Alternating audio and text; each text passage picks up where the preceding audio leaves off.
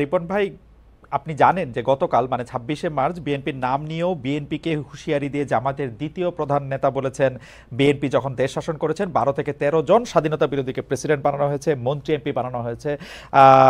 জামায়াতের কার্ড নিয়ে খেললে শেখ হাসিনার মতো নির্মমভাবে বিদায় নিতে হবে, তিনি হুঁশিয়ার করে দিয়েছেন। আপনার কাছে একটু জানতে চাইব যে পাশে থাকলে সঙ্গী, না থাকলে জঙ্গি, আপনারা জামায়াতের প্রতি এই অবস্থানটা আপনাদের কাছে কি মনে হয়? আপনার কাছে কি মনে হয়? উনি যা বলেছেন ঠিকই তো বলেছেন, তাই না? থেকে বলেছেন, এবং এটা ওনার পার্টির স্ট্যান্ড কিনা সেটা আমি নিশ্চিত নই। কারণ যখন জামাতের নেতারা অনেকেই যখন আমার সাথে টকশোতে অংশ নেন, তখন তাদের মধ্যে এই ধরনের স্পিরিট বা বক্তব্য আমি শুনি না সাধারণত। বরং সেখানে তারা অনেকবারই ঐক্যের কথা বলেন। মানে ঐক্যটা হচ্ছে যে আমরা তো একটা ফ্যাসিবাদ বিরোধী আন্দোলনে সবাই ছিলাম, তাই না? মানে আওয়ামী লীগ ব্যতীত আওয়ামী লীগের বিরুদ্ধে বাংলাদেশ সকল শ্রেণী পেশা রাজনৈতিক দলের মানুষ, ডান বলেন বাম বলেন, ধর্মীয় মানে ধর্মাবলম্বী রাজনৈতিক দলগুলো হোয়াটএভার, মানে অর্থাৎ আমি ইসলামিস্ট ফোর্সেসদের কথা বলছি, তো সবাই তো অংশ নিয়েছেন, এতে তো কোনো সন্দেহ নেই। তো মানে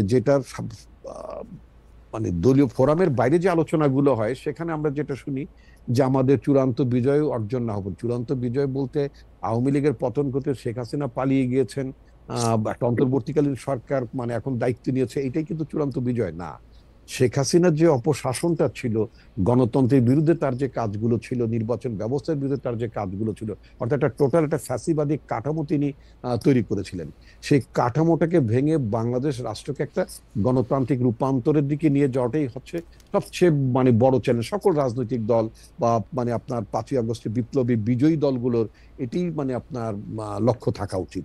সুতরাং সেক্ষেত্রে যারা একত্রে আন্দোলন করেছি, পাশাপাশি থেকে আন্দোলন করেছি, তাদের মধ্য থেকে মানে আপনার কোনো কোনো দলকেই আপনার মানে ছোট করে অথবা আঘাত করে টিপ্পনী কেটে কথা বলাটা ঠিক না। এটা আমার দলের পক্ষ থেকেও ঠিক না, অন্য দলের কাছ থেকেও যদি আসে সেটা অপ্রত্যাশিত বলে আমি মনে করি।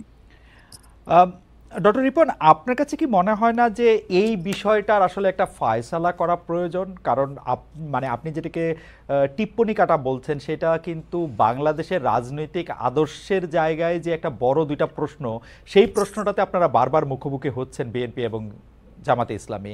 সেই জায়গাটা থেকে একটু আপনাদের একটু পরিষ্কার করা দরকার না, একটু অবস্থান? আর আপনি বললেন যে শেখ হাসিনার ফেসিবাদী কাঠামোকে ভেঙে দেওয়ার জন্য বা আর যাতে এটা না হতে পারে সেই জন্যই হচ্ছে এই জুলাই অগাস্টের স্পিরিট, এই আন্দোলন, এই আত্মত্যাগ।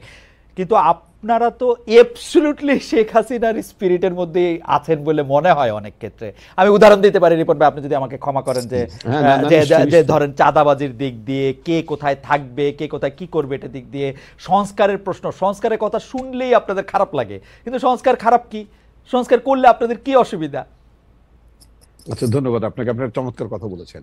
আপনি যদি খেয়াল করে দেখবেন যে বাংলাদেশে যখন কোনো রাজনৈতিক দলের সংস্কারের কথা বলছিল না, হুম হুম তাই না? হুম হুম। মানে বিএনপি ছাড়া অন্য কোনো রাজনৈতিক দলের কাছ থেকে কি আপনি গত 2, 3, 4 বছরে সংস্কার হওয়া উচিত, এই ক্ষেত্রে সংস্কার হওয়া উচিত, ও ক্ষেত্রে সংস্কার হওয়া উচিত, নিশ্চয়ই আপনি সেটা শোনেননি। হুম এবং আপনি নিশ্চয়ই মানে খেয়াল করে থাকবেন আমার নেত্রী বেগম খালেদা জিয়া কারাগারে যাওয়ার আগের বছরে তিনি কিন্তু একটা মানে প্যাকেজ অফ রিফর্ম তিনি ঘোষণা করেছিলেন, তাই না? হুম হুম তাহলে এই যে মানে প্রধানমন্ত্রী, আমি যদি একটু উদাহরণ হিসেবে বলি, প্রধানমন্ত্রী তো বর্তমান ব্যবস্থায় মানে অর্থাৎ একেবারেই লাস্ট ইমিডিয়েট পাস্ট আপনার গভর্নমেন্ট পর্যন্ত প্রধানমন্ত্রীর হাতে তো অ্যাবসলিউট পাওয়ার ছিল, তাই না?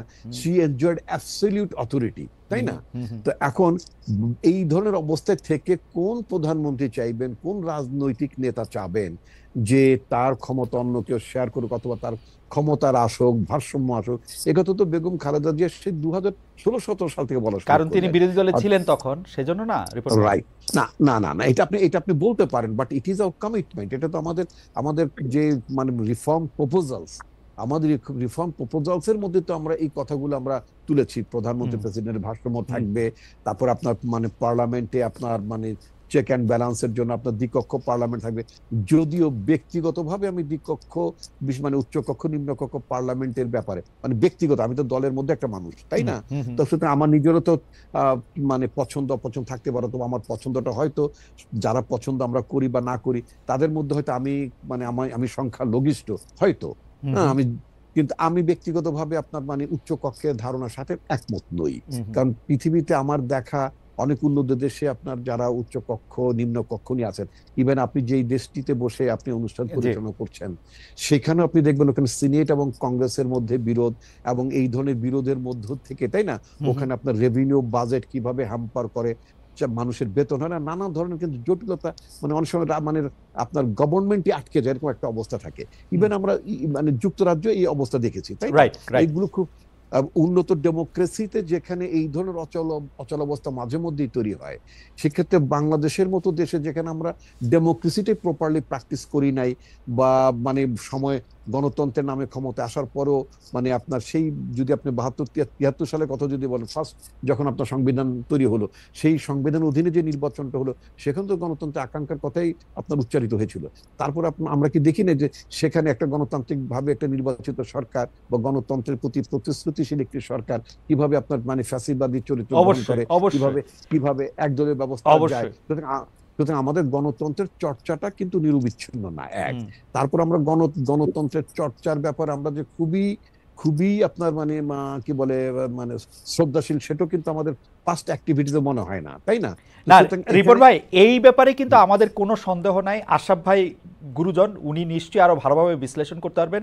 কিন্তু বিএনপি যখন 31 দফার কথা বলেছে, সেই 31 দফাতে কিন্তু আমরা সবাই, আমি যদি বলি আমি ব্যক্তিগতভাবে চমৎকৃত হয়েছিলাম। আমার কাছে মনে হয়েছিল যে এই প্রথম একটা বড় রাজনৈতিক দল অনেকগুলি সংস্কারের বিষয় নিয়ে মাথায় নিয়ে আসছে। কিন্তু এখন যখন বিএনপির ক্ষমতায় যাওয়াটা প্রায় নিশ্চিত বা ক্ষমতার কাছাকাছি তারা নিজেদেরকে দেখতে পাচ্ছে, তখন সংস্কার দেখলে তারা ভয় পাচ্ছে কিনা। বিশেষ করে আপনি না দেখেন না না প্রধানমন্ত্রীর মেয়াদ প্রসঙ্গে আপনারা কথা বলছেন যে না, প্রধানমন্ত্রীর মেয়াদও আপনারা এই 2 বছরেরটা আপনি মানবেন না।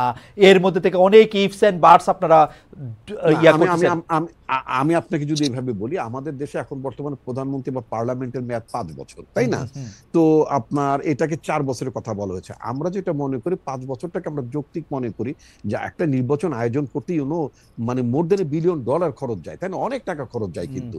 এবং সেই খরচের বিনিময়ে যে আপনার আউটপুটটা আসে, যে জাতীয় লোকেরা আপনার পার্লামেন্টে আসেন, তাই না, যে জাতীয় লোকেরা মন্ত্রিসভায় অন্তর্ভুক্ত হন, সেটা তো খুব আশাপ্রদ না। তো সুতরাং কিছু ব্যক্তিকে আপনার মানে এমপি করার জন্য, মন্ত্রী করার জন্য আপনার একটা টার্মের 1 বছর কমিয়ে দেওয়া মানে হচ্ছে ব্যয়টা 1 বছর আগে মানে বাড়িয়ে দেওয়া। ওকে, তো আমরা আমার মনে হয় যে সংস্কার ব্যাপারে আপনার কথা আমরা আরো একটু শুনবো রিপন ভাই। আরো আমাদের অনেক রকম প্রশ্ন আছে, কিন্তু আমরা এই প্রশ্নটি রেখে দিতে চাই যে সংস্কারের প্রশ্নেই বিএনপির একটা বিরোধিতা এই কারণে দেখা যাচ্ছে কিনা, কারণ বিএনপি মনে করছে যে মজাটা শেখ হাসিনা ক্ষমতা থেকে পেয়েছেন, সেই মজাটার কিছু ভাগ বিএনপিরও পাওয়া দরকার একইভাবে। না না ওইটা আমরা মনে করি ওইটা না। ওইটা আমরা একটু শুনবো।